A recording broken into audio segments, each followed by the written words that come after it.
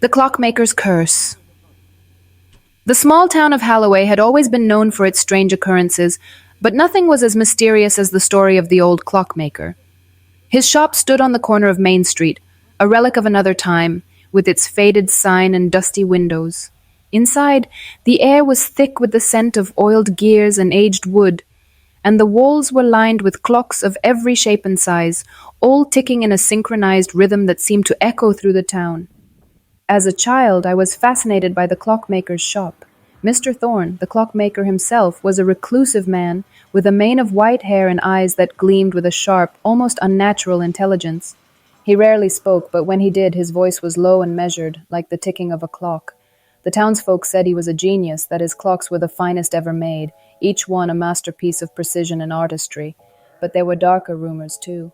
Some said that Mr. Thorne had made a pact with the devil, that his clocks held the souls of the damned, trapped in an eternal cycle of time.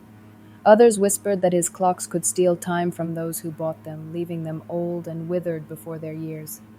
I never believed the stories, at least not until I saw it for myself.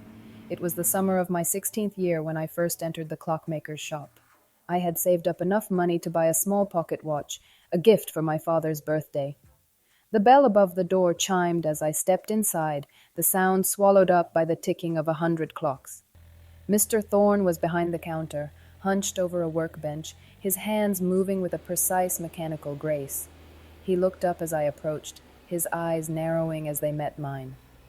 For a moment, I felt a chill run down my spine, as if those eyes could see right through me, down to my very soul. But then he smiled, a thin, almost predatory smile, and asked what I was looking for. I told him about the pocket watch, and he nodded, leading me to a glass case filled with watches of every kind. I chose a simple one, with a brass casing and a smooth, ticking mechanism. As Mr. Thorne wrapped it in brown paper, he said something that I didn't understand at the time, but which would haunt me later. "Time is a gift, but it is not free," he murmured, his voice barely above a whisper. "Remember that, young man." I paid for the watch and left the shop, eager to give my father his gift. He loved it, of course, marveling at the craftsmanship and the smoothness of its ticking, but from that day on, something strange began to happen. My father, once a robust and lively man, started to change. At first it was subtle. He seemed more tired than usual, his hair graying faster, his steps slower. But within weeks the change became more pronounced. His face grew gaunt, his skin pale and lined, and his hands, once strong and steady, began to tremble. The doctors couldn't explain it. They said it was as if he was aging at an accelerated rate, his body weakening day by day. I was terrified, watching my father wither away before my eyes, and I couldn't help but think of the clockmaker's words, "Time is a gift, but it is not free." Desperate for answers, I returned to Mr. Thorne's shop. The bell chimed as I stepped inside, but this time the ticking of the clock seemed louder, more insistent, like the beating of a dark heart. Mr. Thorne was there, as always, behind the counter, his eyes gleaming in the dim light. He greeted me with that same thin smile, as if he had been expecting me. I demanded to know what he had done to my father, my voice trembling with fear and anger. He didn't deny it. Instead, he simply nodded, as if I had confirmed something he had long known. "The watch you bought was special," he said, his voice calm and measured.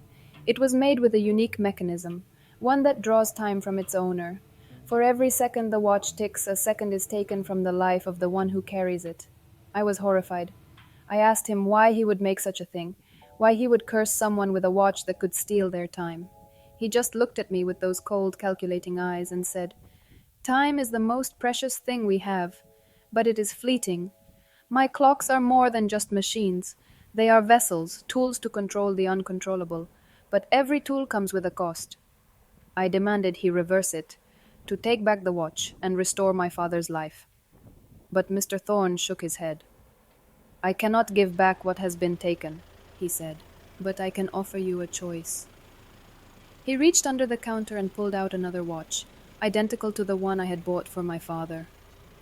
"This watch," he explained, "can return the time taken, but only if someone else is willing to give up their own. It's a balance, one life for another. One." I stared at the watch in horror, realizing what he was suggesting. If I took it, I could save my father, but at the cost of my own life. It was a choice no one should have to make, but I knew what I had to do. I took the watch, feeling its weight in my hand, and thanked Mr. Thorne with a hollow voice. That night, as my father lay in bed, weak and barely conscious, I sat by his side and opened the new watch. Its ticking was soft, almost soothing, and I could feel a warmth spreading through me as the mechanism began to work. My father's breathing grew stronger, his color returning, and I knew that the watch was doing its job. But with every tick, I felt a part of myself slipping away, as if the watch was drawing my life into its gears. I don't know how much time I have left. The watch sits on my bedside table now, its ticking a constant reminder of the choice I made. My father is healthy again, unaware of the sacrifice that was made for him. I never told him about the clockmaker's curse. I didn't want him to carry the burden of my decision. And yet, sometimes when I'm alone, I wonder if there was another way, if I could have found a way to break the curse without giving up my own time. But it's too late now. The watch is ticking, and with every passing second, I can feel the end drawing closer. But I don't regret it. My father is alive, and that's all that matters. Time is a gift, but it is not free. And in the end, I was willing to pay the price.